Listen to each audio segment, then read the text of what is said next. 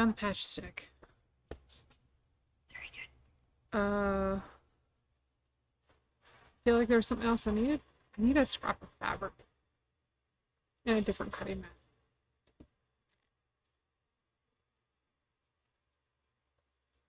That's what I need.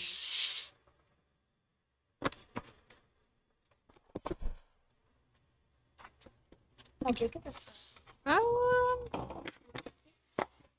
yeah, that would work. Just need to show how you get started to fold for a bias band. Is that all you need? You good now? Coffee. I need coffee. I'm not gonna get you coffee. You have to go online. I am online. I am Oh, live right perfect. now, as far as I can tell. No coffee for Leah. Okay. I don't know for sure that I'm online because there's no comments. Check if you're online. There's one viewer on YouTube. Oh, very good. But does that mean you're live on Facebook? I don't know. Scroll left. I don't know where the scroll left button went. Oh no, I'm Yeah, live you're there too. live. Good job. I just don't know where the comments are or where the peoples are. There they are. Make the comments show up. Can you make magic? I'm fully capable. The comments are right there, Leah. Or are you looking for YouTube comments? I'm looking. I am. You don't know. Let me just see what you've done. They're there. I see comments. They're saying hello. And Judy's there. Anne is there. there's kind of comments over here. Yeah, I can see those. We're Let good. me make them bigger. Yeah, I'm good. There you go. You're good now. I'm good. You got this. By all. Yes, I've got this. So, welcome to Friday at my sewing room. We are not very far away from Christmas. Clearly time to panic, sew some more Christmas gifts. We're going to finish up the one we started yesterday, making a pet placemat in the fish shape. And today we're going to take our project that we left very much pieced and not shaped like a fish and finish this project. My favorite way of finishing the binding on these is with a binder attachment. So we've done other videos on using a walking foot to do a bias binding, which works great if that's the tool you have. This happens to be the tool that I have that I quite enjoy, and maybe this is the one that you would like to have, but you've never heard of it or seen it in action. So I'm going to finish sewing this. We're going to trim it. I'll show you how to cut for bias binding, but I've actually already made an entire swath of bias binding because when I go to make bias binding, I always make an entire meter worth. The binder attachment, feet are on sale. Oh, it has a foot number. I think it counts as a foot because it's got a number like a foot. It's a number 88. So feet are indeed on sale until the end of December 2022. Buy two, get one free. So if you're looking to put Christmas presents under your own tree, this might be a good one. So let's finish this sewing and then we'll talk about the binder attachment and all the variables that might make you happy with it. So as we left it yesterday, I'd sewn the whole front. And we need to sew again around the exterior of the project through the top layer that we've sewn in place.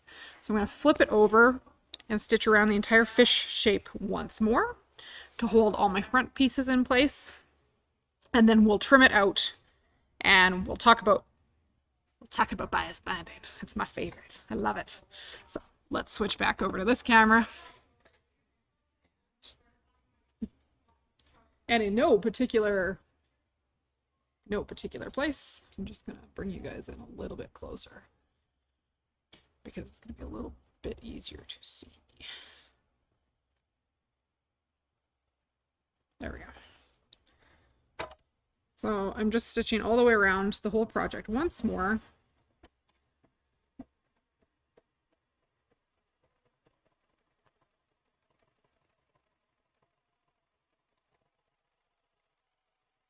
This is why having a thread that you can see on your first pass through the batting is so critical. So you can actually see to follow this line.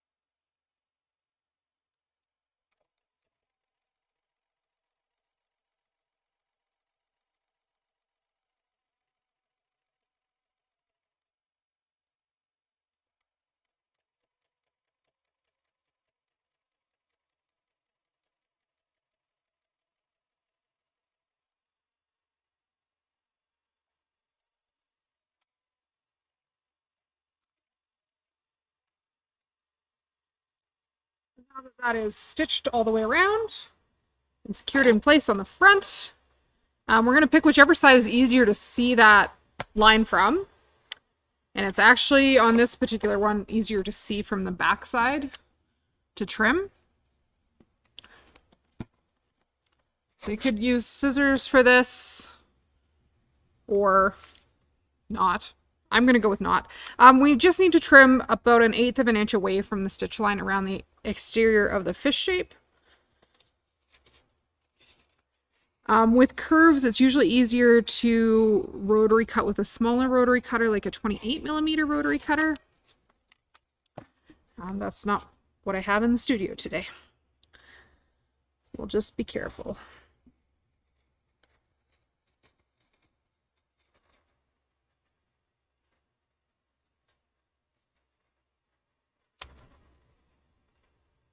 And our fish is taking shape.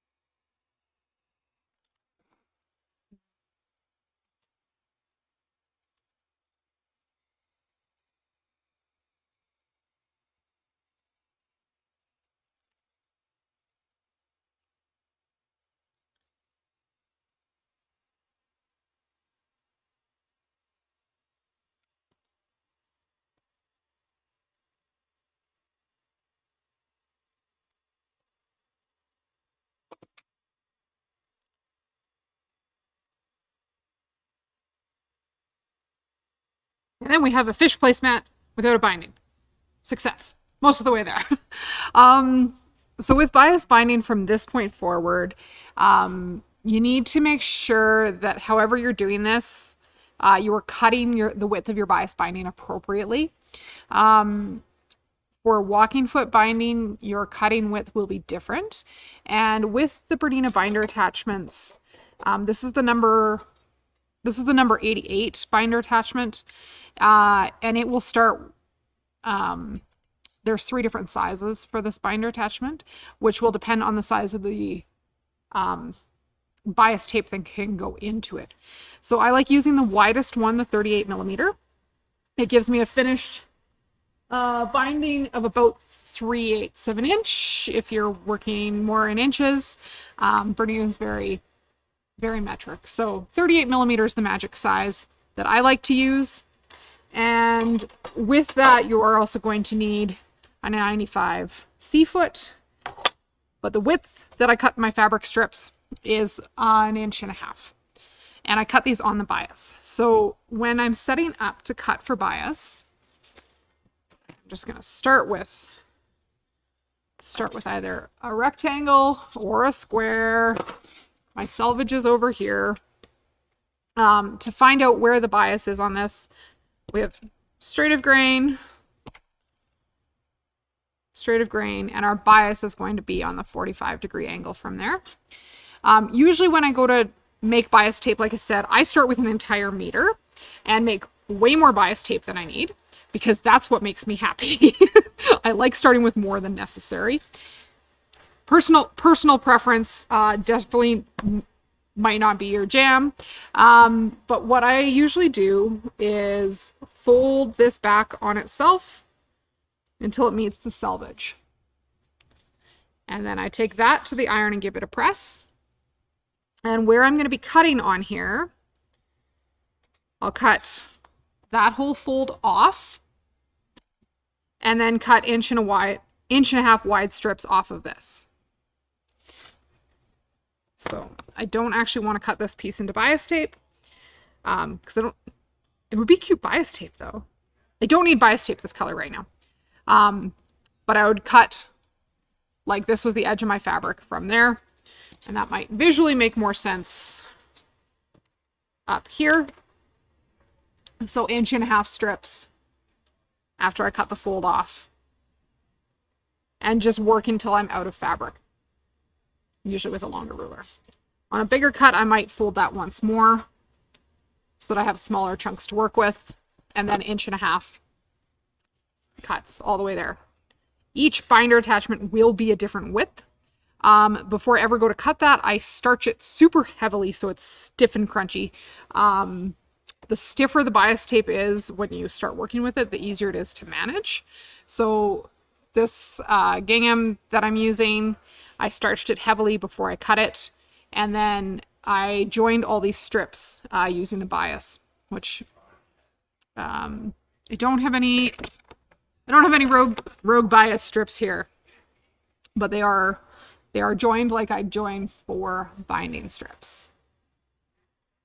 So we can film that again in another video. But that's how I make the bias binding. And the big thing today is actually using the binder attachment. So I've got a whole wad of bias tape. What I do, I have the knee lift for my machine. Just switch up here for a moment. I have a knee lift on my machine, and normally I tuck my bias tape over my knee lift and put it back in the machine. And then I have a bias tape dispenser built into my knee lift. And it rolls out smoothly, and I'm not fighting with it, and it doesn't become a cat toy on the floor.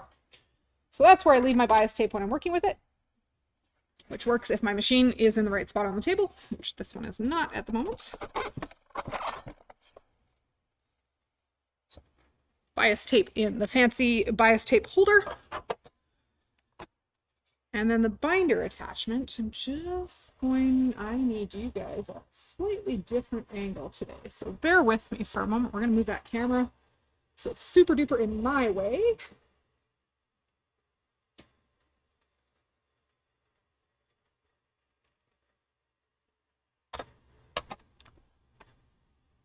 But that should be the shot we want.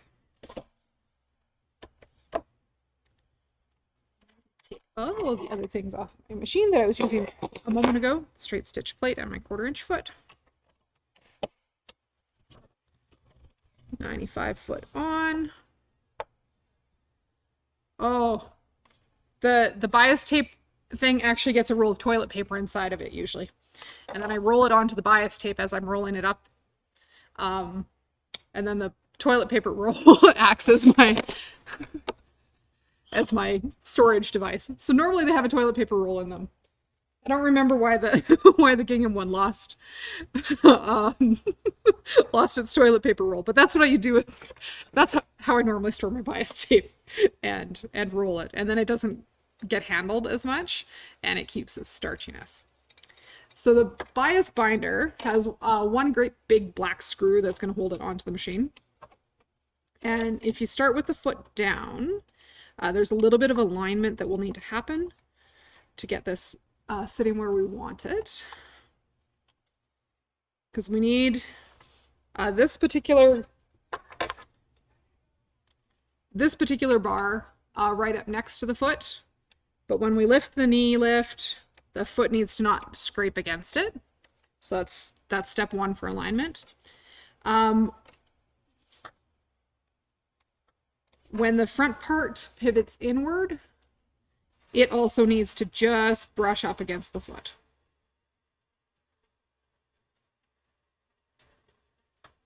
So there's this little guide piece needs to sit in beside the foot when it comes inward. And that can be adjusted left and right with this other screw that's on here. Mine is all adjusted how I like it set up. I'm not going to do any further adjustments. But when we go to put our bias tape in, wrong side will be facing out towards you.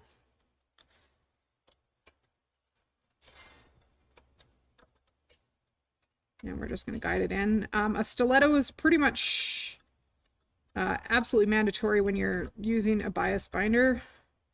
There's just places your fingers can't get into. And normally this is easier with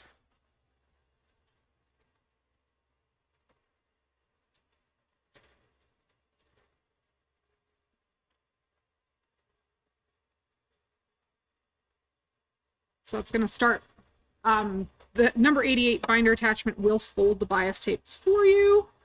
The number 87 binder attachments from Bernina will do a pre-fold. We'll use a pre-folded binding, something that you could buy commercially. From here, I also move my needle usually over one space to, oh, I have to tell it what I'm doing, otherwise it's not going to do the thing. Put my 9mm plate on. Normally, with needle position, I move my needle one space to the left using the needle left-right arrows. I don't want to go back to the screen setting because I've got the camera right where I want it. Yeah, usually one space over. And then, starting on bias binding, usually you need a little bit of fabric out the back of the foot so this actually starts moving. And everything we're doing today, essentially we're going to be putting our project into this little wedge in here and keeping it going. Things to keep in mind, inside and outside curves need different amounts of fabric. On these inner curves, we need a little more fabric to get around there, a little less fabric.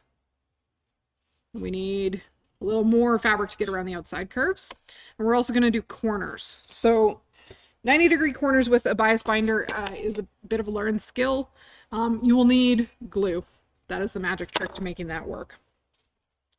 On here, it doesn't really matter where you start and where you finish.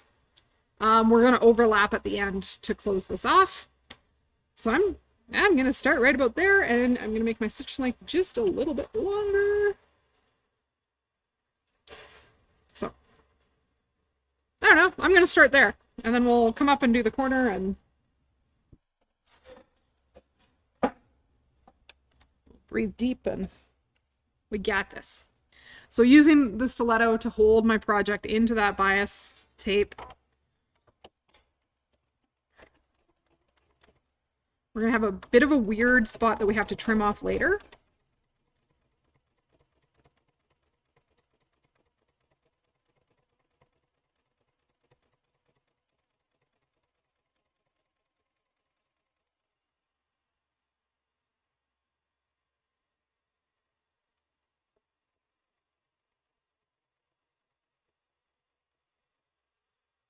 But this is stitching both the front and the back of the bias down all in one step.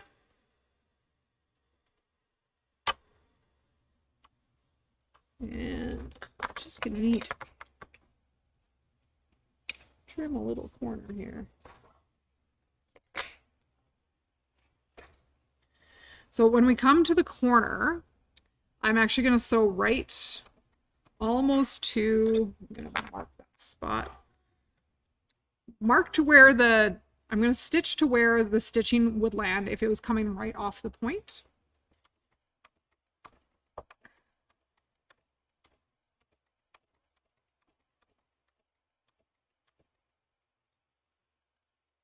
Which is right about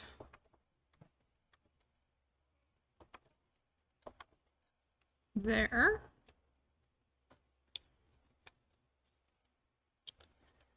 And then I'm going to raise the needle. Ooh, no, I'm going to cut the thread. And I do not have knotting turned on right now, and that's okay. And then I'm going to pull this towards me for a moment, make sure that I'm happy that I got in line with the corner of my placemat. And what I'm doing from here is I'm going to fold a very soft miter into this to get around the corner so that I still have a point on the end of my fishy nose. And this is also how we're going to manage the fish tails. So I'm going to pull through a little bit of extra bias tape. And I'm going to fold, try and keep it under tension. And on this one, it's a very gentle bias because it's not a 90-degree point. But to manage whatever's happening on the back that I'm going to sew mostly blind in a moment, I am going to get in the back there and drop a little bit of lapel stick in there. I'm going to do the wonkiest thing you've probably ever seen and sew backwards into the corner. a little bit of glue.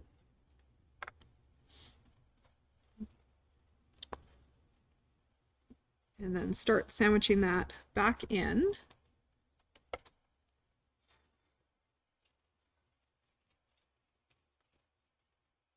But on the back, that's going to fold into roughly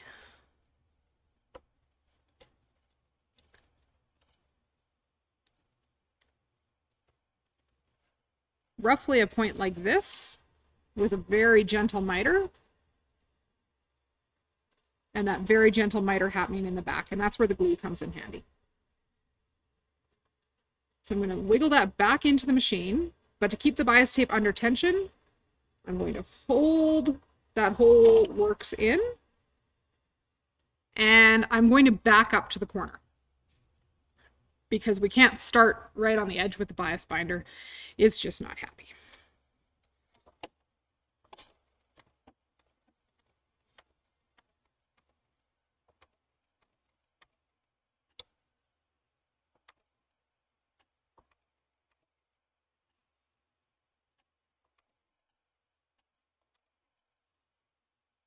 Back up to the corner,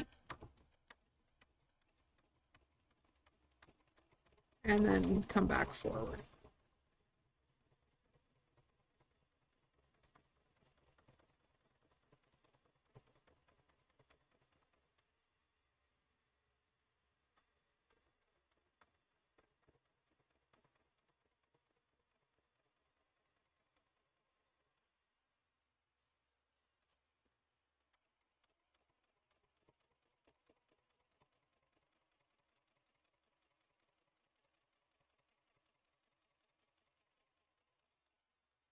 And then when we get into the hook, the inner curve on the inside of the tail, it's important that we either give our bias tape a little bit of tension, but we also need to make sure that our project is still being fed into that groove so it will catch in the bias tape.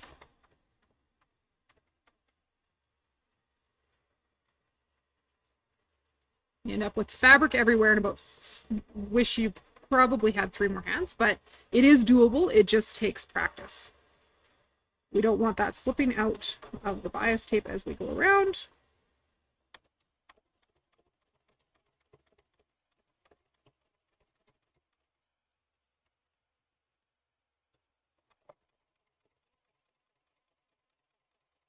And then we're coming up to another corner. And this one's just a little bit sharper than a 90-degree corner, so it's going to get a different miter on it. But same thing, we're going to stitch pretty much right to the pivot point or right to the end. Normally on these sharper corners, I go right to the end, then I trim.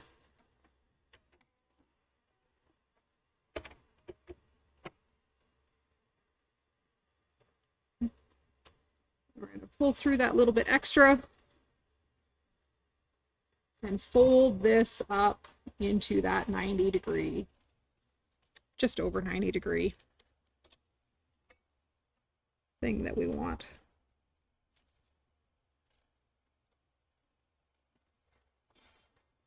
And glue, because it's not cheating, it's using your resources wisely. I need a new glue stick in the studio.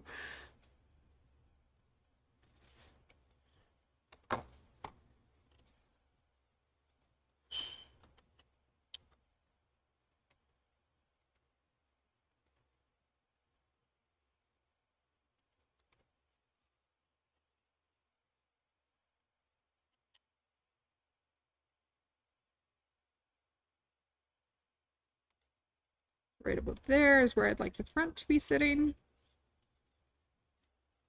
And the back is good too.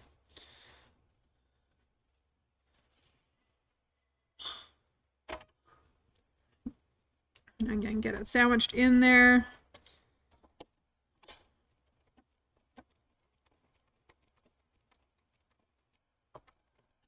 Back up to the corner.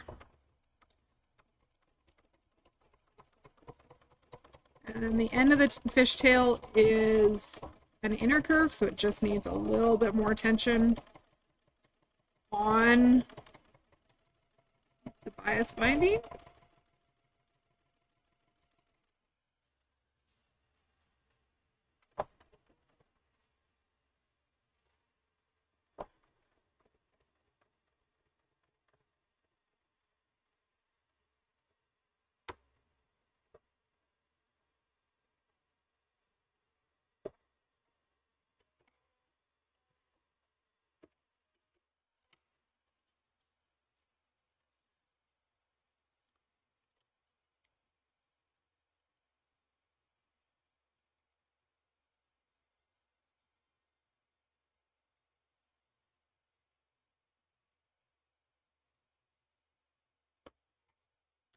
Don't ever set your glue down while you're doing this.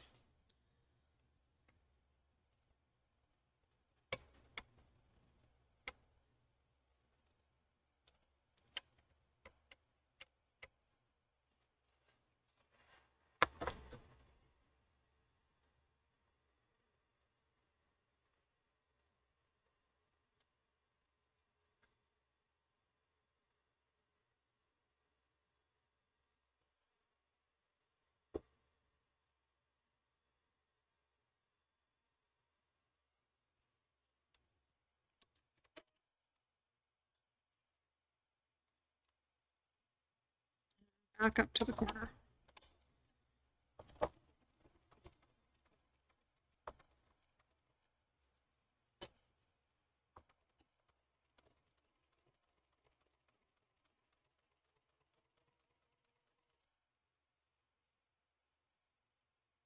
And then hope that you're not actually out of the thread on the bobbin, because that's a thing that happens. Oh dear, I am actually out of thread on the bobbin. That's inconvenient. That's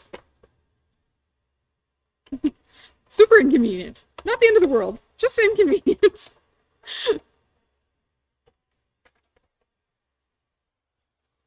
Not out of thread. Got too short. It's okay.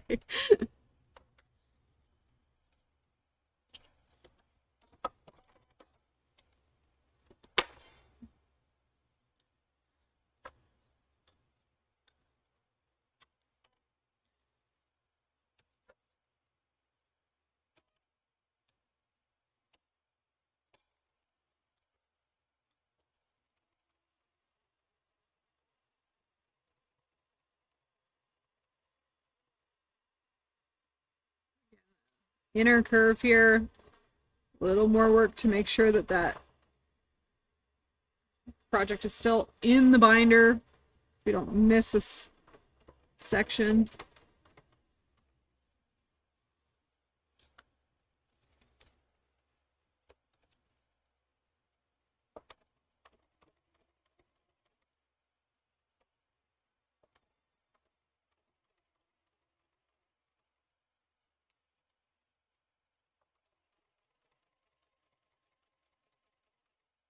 You find out you did one side of this way smoother than the other, but that's okay. So as we get, I'm almost back at the beginning here. What I'm going to do from here is I'm going to trim off that tail that I started with. Just flush with the project.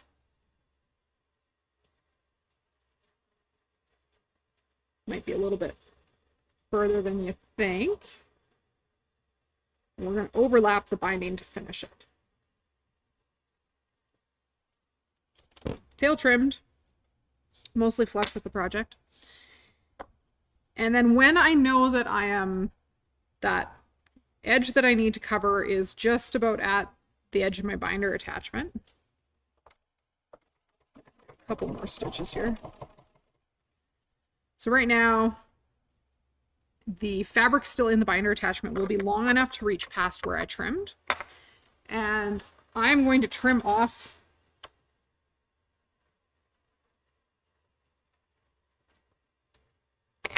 my ribbon that's hanging out on my knee lift.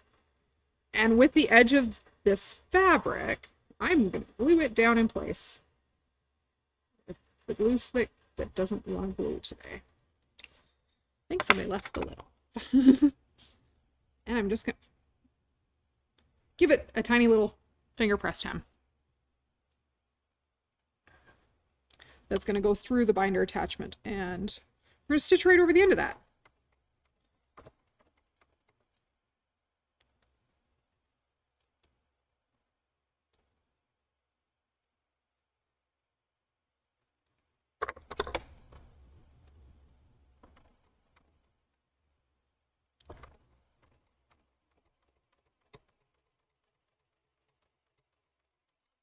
Folded edge is just going to come wrap right around through our project. The edge already folded in. Just going to stitch past that. Throw a little knot in there. And give it a trim.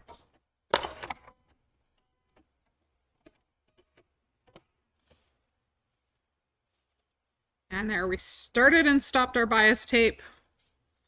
We had inside curves, we had outside curves, and we had corners. Like I said, one of my favorite feet in the whole wide world. One pass all the way around. A little bit of, you know, work with your stiletto and glue, but done, which I love. And consistent, which I love. So bias binding is my go-to approach for hemming all sorts of things. Skirts, dresses, weird shaped placemats, tree skirts, binder attachment, everything. And that's part of the reason I make way too much bias tape, is because every time I don't make too much bias tape, I'm like, but it'd be really cute if I had that bias tape again.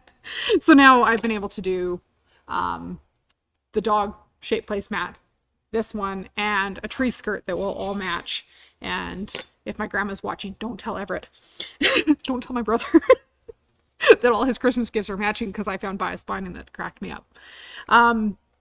So yeah, quilt as you go project, super quick and easy.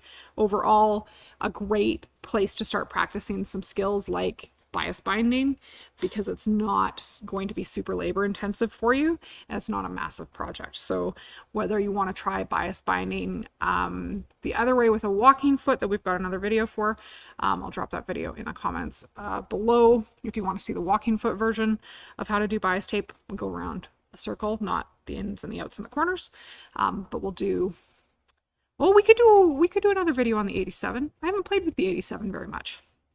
It works almost the same, but it starts with pre-made bias tape. So very similar. We can talk about that too. Generally, I like to make my own bias tape because then it matches my project more accurately than buying the pre-made bias tape, which only comes in a few colors that are never the right red or the right blue. Black and white and cream are usually pretty good, but I much prefer to make my own bias tape. That's what I have for you guys today. Our Christmas hours are posted, closed early, both Christmas Eve and New Year's Eve, I believe at 2. So if you're needing to stock up on thread for those weekends or fabric, get in there early, and check out our e-news coming out very shortly today for some more stuff announced for next year as far as classes and events go. We look forward to seeing you guys in a class or online. There is binder attachments for cover stitches, usually not for sergers. For cover stitches, there's binder attachments. They're also fabulous. So yeah.